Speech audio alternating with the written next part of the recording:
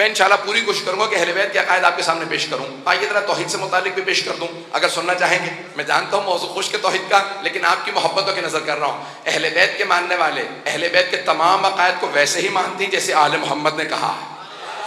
تو اب میرے جتنے تمام دوسرے برادران بھی سن رہے ہیں وہ بھی سن لیجیے ہمارا عقیدہ کیا ہے. ہم اللہ کو وحدہ لا شریک مانتے ہیں کہ اللہ وحدہ لا شریک ہے اور وہ کسی کا محتاج نہیں ہے. اللہ الصمد، جیسے توحید میں سورہ اخلاص میں کہا اللہ الصمد، صمد یعنی جو کسی کا محتاج نہ ہو. اللہ محتاج نہیں، نہ وہ کسی شے میں حلول کرتا. ایک بات یہاں پہ روک کے اور کہہ دوں، اگر برا لگے تو مجھے پھر بھی پرواہ نہیں، کیونکہ میں جو اپنی ذمہ داری اور فریضہ سمجھتا ہوں میں امام زمانہ کو جواب دوں وہ عقیدہ پیش کروں گا. آج ہم میں بھی بہت سے عقیدے آنے لگے. دیکھیں پہلے صوفیہ ہم سے عقیدے لیتے تھے، اب صوفیوں کے عقیدے ہم میں بھی آنے لگے. جملہ میں کہہ گیا ہوں، میں اولیاء کا انکار نہیں کر رہا ہوں. میں یہ جو اولیاء ہیں یعنی ائمہ علیہ السلام کے علاوہ جو مقرب اللہ کے بندے ان کا انکار نہیں کر رہا ہوں، لیکن صوفیوں کے عقیدے نہ اپنائیں، اپنا عقیدہ صوفیوں کو دیں. نہیں پہنچا سکا ہوں، بہت سے چہرے ابھی بھی بنے ہوئے ہیں، توجہ سے سنیے گا. ان کا عقیدہ یہ ہے کہ اللہ اولیاء یہ جو بڑے بڑے صوفیاء ان کے اندر حلول کر جاتا ہے. وہ جو عیسائیوں کا نظریہ حلول سمجھتے ہیں، عربی کی اصطلاح ہے.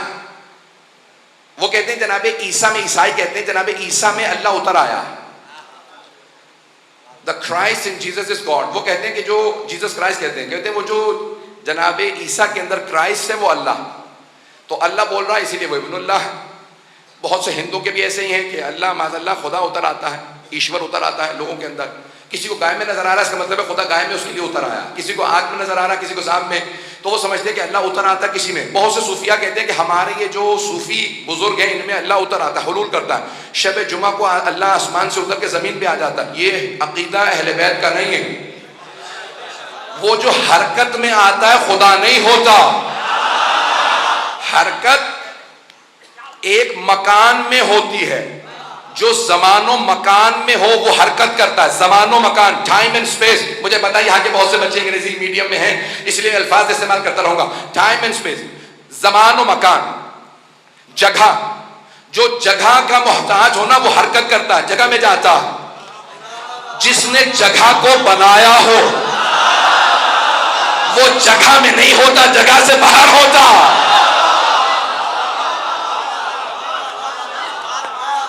پہنچتے رہیں گے میرے سارے برادر، خصوصاً میرے بچے خاص طور سے سنیں گے. تو اللہ حلول نہیں کرتا. حلول کا ایک اور میں لفظ ٹو ڈیزولو انٹو تھنگس، کسی چیز میں حل ہو جانا. جیسے کسی نے مجھے پانی دیا، ایک صاحب نے کہا یہ نمک لے لیجئے، میں نے ان سے نمک لیا، پانی میں ڈالا اور اسے فوراً حل کر دیا. میں لفظ استعمال کر رہا ہوں حل کر دیا. جب حل کر دیا تو وہ حلول کر گیا. اب اگر کوئی آدمی مجھ سے کہے میرا نمک واپس کر دیجئے تو میں کہوں گا اب میں نمک واپس نہیں کر سکتا، کیونکہ وہ نمک پانی میں حل ہو گیا، نمک حلول کر گیا. جو اپنی ماہیت کھو کے دوسرے میں چلا جائے وہ باقی نہیں رہا. توحید واضح ہو رہی ہے. تو اب جو حل ہو جائے، کسی نے چینی دی، میں نے چینی کو حل کر دیا، کہا چینی واپس کر دو، کہا اب واپس نہیں کر سکتا، کیونکہ یہ چینی اس پانی میں حل ہو گئی، ڈیزولو ہو گئی ہے، حلول کر گئی. جو شے حلول کر جائے نا وہ غائب ہو جاتی ہے، اپنی حیثیت کھو دیتی ہے. جو اپنی حیثیت کھو دے وہ کیسا خدا؟ تو اللہ کسی شے میں حلول نہیں کرتا. تو اب یہ صوفیوں کا نظریہ ہے کہ اللہ حلول کر جاتا ہے. صوفی صاحب میں آ گیا. میں کسی بزرگ کا نام نہیں لے رہا ہوں، بہت سے بزرگ ہیں اور بہت سے تو بزرگ بھی نہیں ہیں. کچھ لوگ تو پہنچ گئے ہیں اور کچھ لوگ موڈ میں ہیں کہ مولانا سے کہلوا کے چھوڑیں گے. نام کہلوائے بغیر پہنچ جائیے گا خدا رہا. تو اب میں پیش کر رہا ہوں، کوئی بھی وضاحت کروں گا تو اس میں اشارہ اگر زیادہ اللہ نہ کرے کہ میرے منہ سے کوئی بات نکل جائے. پروردگارہ میری مدد فرما کہ میں تیری توحید کو ایسے پیش کروں جیسے تو چاہ رہا ہے. اب یہ کسی نے کہا کہ بھئی ایک اصطلاح ہے ہمارے ہاں چلتی ہے 11 یا آگے پیچھے کوئی تاریخ اگر ہو. پہنچ گئے، بات واضح ہو گئی ہے. تو ان کے القاب میں سے ایک لقب ہے، ہاتھ کو کہتے ہیں فارسی میں 10. تو 10 کی یا اس طرح کہ میں کوئی اور اس سے زیادہ وضاحت نہیں کر سکتا. تو کہتے ہیں کیسے بنے؟ وہ کہا کہ وہ اللہ کے ساتھ جنت میں سیر کر رہے تھے، اللہ کا پاؤں پھسل گیا انہوں نے ہاتھ پکڑ کے سنبھال لیا. اللہ نے کہا آج سے تو ہی. پتہ نہیں لوگ پہنچے یا نہیں پہنچے. ایسی توحید کے ہم قائل نہیں. ہم آل محمد کے ماننے والے, ہم علی مشکل کشا کے ماننے والے. توجہ توجہ, ہم مشکل کشا کے ماننے والے. ان سے کسی نے پوچھا یا علی آپ نے خیبر کا در کیسے اٹھایا؟ کہا قدرت الہی بول رہی تھی. جو خیبر کا در اکھاڑ کے بھی کریڈٹ نہ لے بلکہ کہے اللہ نے ایسی ولایت دی ہے. لوگ نہ جانے کیا کچھ لکھ دیتے, وہ اپنے متعلق پتہ نہیں کیا کچھ کہہ دیتا. اگر علی کے علاوہ کوئی اور ہوتا خیبر کا در اکھاڑنے والا, پتہ نہیں لوگ ہے یا نہیں.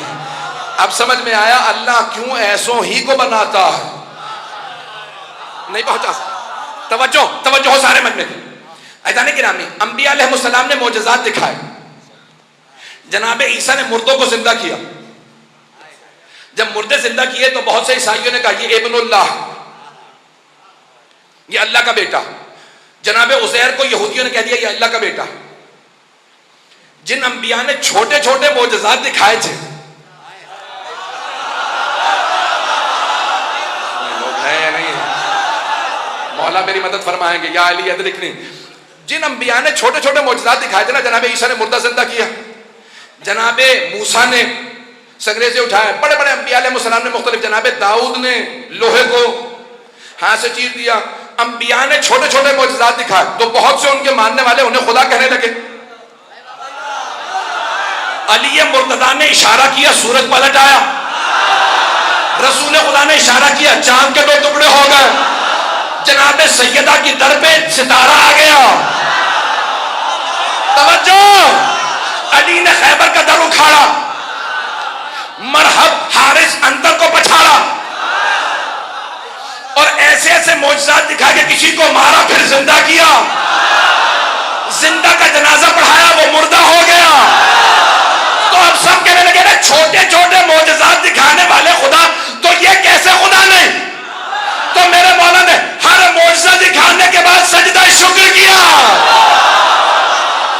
بھائی میں معجزہ دکھا کے سجدہ شکر کر کے بتا رہا ہوں میں خدا نہیں ہوں, اس نے مجھے ولایت دی ہے. توحید پہنچائی ہے تو آل محمد نے پہنچائی ہے.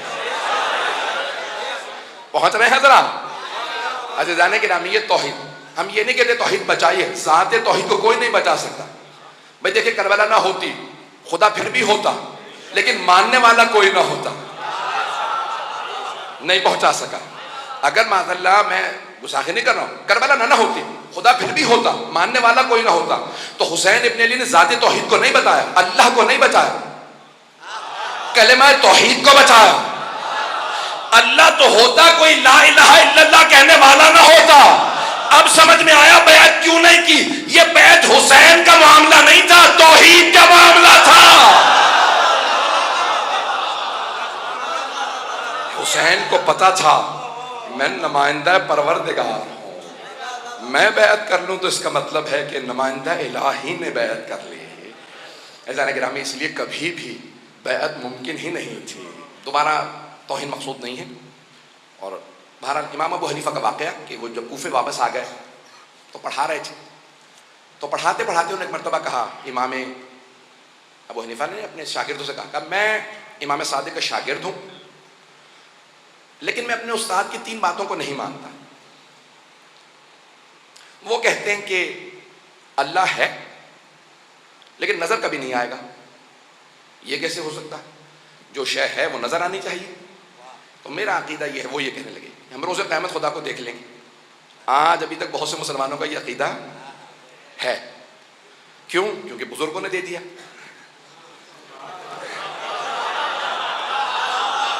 عقیدہ وہی بنائیے گا جو آل محمد کا. ہمارے عقائد پیش کر رہا ہوں, آل محمد کے کوئی کسی کو برا تو نہیں لگ رہا؟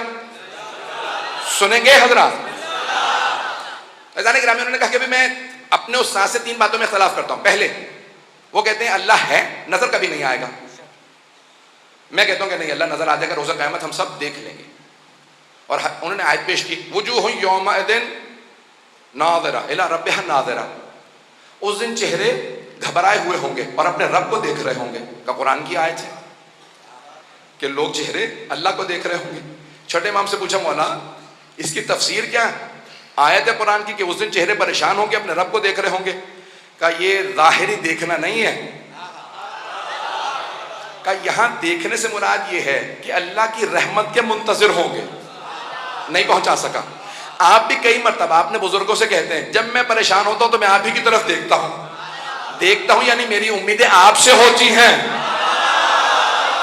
کیا اس دن اللہ کو دیکھ نہیں رہے ہوں گے، اللہ سے امید لگائے بیٹھے ہوں گے، رحمت الہی کو دیکھ. پتہ نہیں لوگ ہیں یا نہیں ہیں. کیا اوروں سے نہ سمجھنا، ہم آل محمد سمجھائیں گے. آیتوں کا مفہوم کیا ہے؟ وارث سمجھا سکتا ہے. تو پہلا اعتراض کہ بھئی ہم روز قیامت اللہ کو دیکھ لیں گے. دوسرا اعتراض انہوں نے کیا، انہوں نے کہا کہ امام صادق علیہ السلام فرماتے ہیں کہ ہم اپنے افعال کے ذمہ دار خود ہی ہیں. ہم نیکی کریں تو ہمیں ثواب ملے گا، برائی کریں گناہ کریں تو عذاب ملے گا. یہ کیا بات ہوئی؟ ان اللہ علی کل شیء قدیر، قرآن کی آیت ہے. ہر چیز پہ وہ بھی آیت ہی پیش کر رہے ہیں. اللہ فرما رہا ہے کہ وہ ہر چیز پہ قدرت رکھتا ہے. جب وہ ہر چیز پہ قدرت رکھتا ہے تو جب میں گناہ کر رہا تھا مجھے روک سکتا تھا. اس نے مجھے قتل سے نہیں روکا، اس کا مطلب ہے وہ چاہتا تھا میں قتل کر دوں. تو اللہ چاہتا تھا اس لیے میں نے گناہ کیا. اب میں اپنے افعال کا ذمہ دار نہیں. تیسرا اعتراض، انہوں نے کہا تیسرا اعتراض یہ ہے کہ وہ فرماتے ہیں کہ امام صادق السلام فرماتے ہیں کہ روز قیامت شیطان جہنم میں جائے گا اور وہاں اسے عذاب ملے گا. میں نہیں مانتا. کیوں نہیں مانتے آپ؟ کبھی اس لیے نہیں مانتا کیونکہ شیطان بنا ہے آگ سے اور جہنم میں بھی آگ ہے، تو آگ کو کیا نقصان پہنچا سکتی؟ شیطان کو کہیں اور ہی بھیجا جائے گا. اب میں کچھ نہیں کہہ رہا ہوں. تو انہوں نے کہا شیطان جہنم میں نہیں جا سکتا کیونکہ آگ کو کیا نقصان پہنچائے گی. اب تک تو سب سن رہے تھے، اب شاگرد بیچارے آیتیں سن رہے تھے، سب کے سب confused.com بنے ہوئے تھے. اتنے میں وہاں پہ امام صادق علیہ السلام کے ایک شاگرد موجود تھے، نام تھا بہلول دانا. انہوں نے ایک مٹی کا ڈھیلا اٹھا لیا اور اٹھا کے سر میں دے مارا. اچھا جیسے ڈھیلا سر میں لگا وہ چکرا کے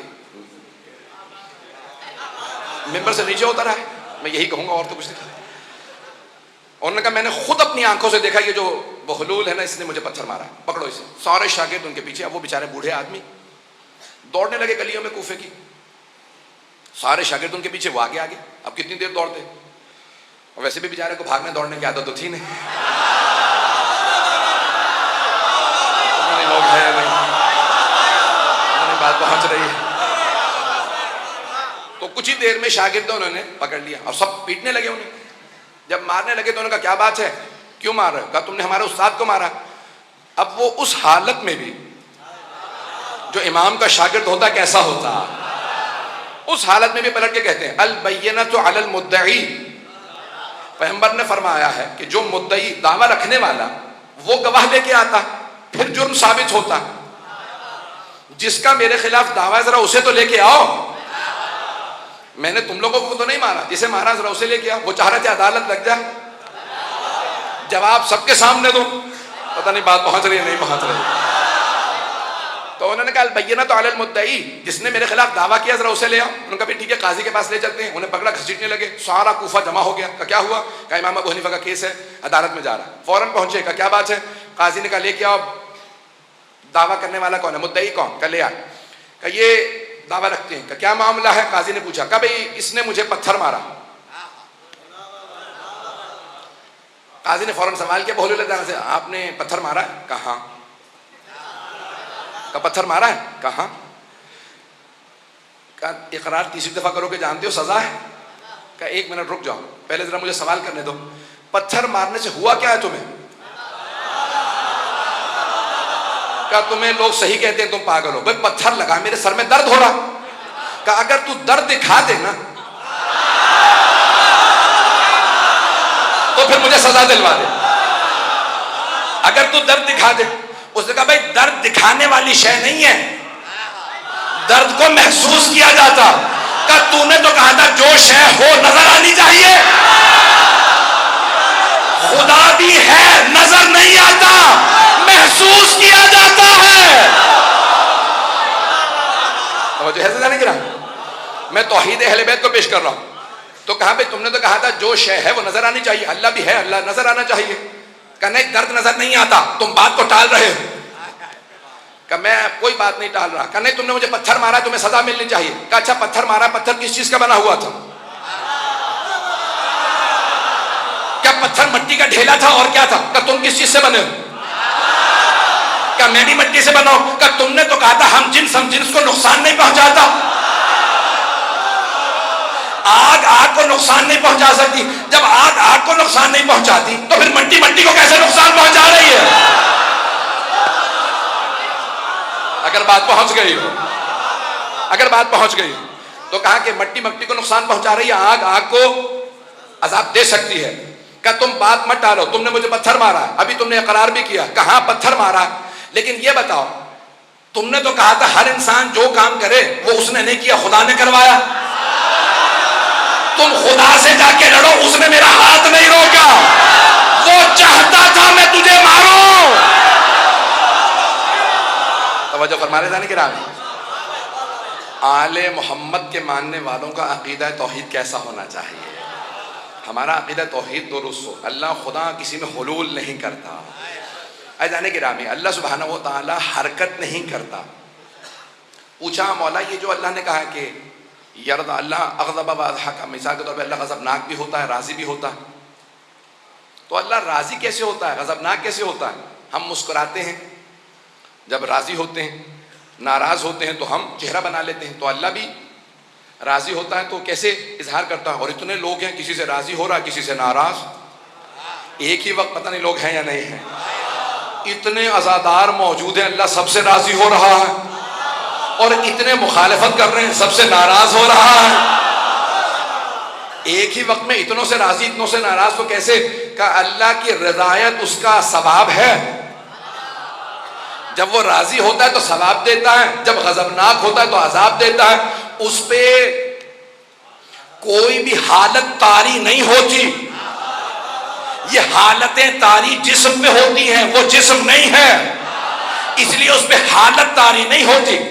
یہ حالتیں اس نے عطا کی ہیں. کہ لیکن اس نے کوئی مخلوقات خلق کی ہیں. کتاب التوحید ہے شیخ صدوق کی، باب کا نمبر ہے 15، وہاں پہ چھٹے امام سے روایت ہے. کہ لیکن اللہ نے کچھ مخلوقات خلق کی ہیں جنہیں اللہ نے کہا یہ ہے وجہ اللہ. اگر وہ کسی سے راضی ہو تو اللہ راضی ہو جاتا، اور اگر وہ ناراض ہو جائے تو خدا ناراض ہو جاتا. اب جس نے رضی اللہ عنہ بننا ہو وہ وجہ اللہ کو راضی کر لے. گرامی ہمارے عقائد وہ ہونے چاہیے جو آل محمد نے بتائے ہیں. تو ہم توحید کے ماننے والے ہیں، اور توحید کو سمجھنا ہو تو آل محمد سے سمجھنا. وہ بتائیں گے توحید کیا ہے، مولا کے خطبے بتائیں گے. جناب امیر اپنی ایک وصیت میں کہتے ہیں، اے میرے لخت جگر محمد حنفیہ، اگر اللہ کے علاوہ اور بھی کوئی خدا ہوتا لَأَتَتْكَ رُسُلَ، تو اس کے بھی رسول تیرے پاس آتے، وہ بھی اپنے رسولوں کو بھیجتا. وہ کہتا ارے یہ اللہ اپنے آپ کو منوائے چلا جا رہا ہے تو میں بھی منواؤں، میں بھی رسول بھیجتا ہوں. کہ کسی نبی کا یہ نہ کہنا کہ اللہ کے علاوہ اور کوئی خدا ہے، یہ خود ایک دلیل ہے کہ 1,24,000 انبیاء ایک کے بعد ایک آتے رہے، سبھی کہتے رہے لا الہ الا اللہ، لا الہ الا اللہ. نہیں پہنچا سکا.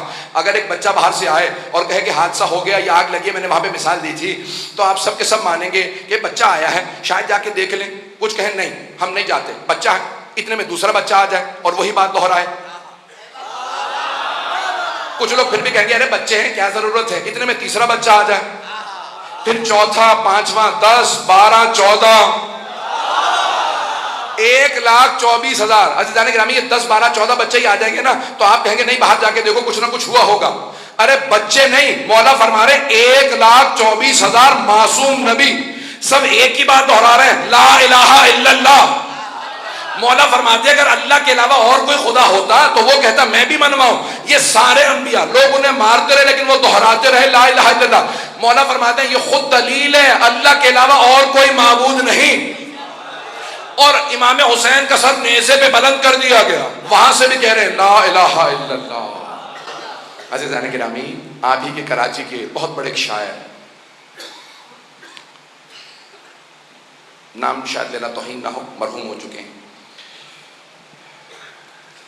کمیونسٹ ہو گئے تھے، نام پتہ نہیں شاید لے لوں، جوش ملی آبادی، اردو ادب کا بہت بڑا نام، کمیونسٹ ہو گئے تھے، خدا کا انکار کر دیا تھا۔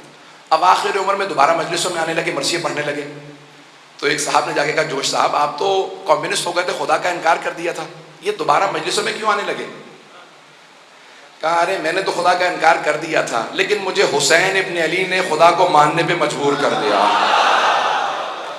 کہا امام حسین نے کیسے مجبور کیا؟ کہا عصر عاشور میں ایک سجدہ تھا جو بار بار کہہ رہا تھا اگر خدا نہ ہوتا تو اتنے ظلم کے بعد بھی حسین سجدہ کیوں کرتے؟ پتہ نہیں بات پہنچا پایا ہوں یا نہیں۔ عزیزان گرامی، اہل بیت کے ماننے والوں کے عقائد وہی ہونے چاہیے جو انہوں نے ہمیں بتائے ہیں۔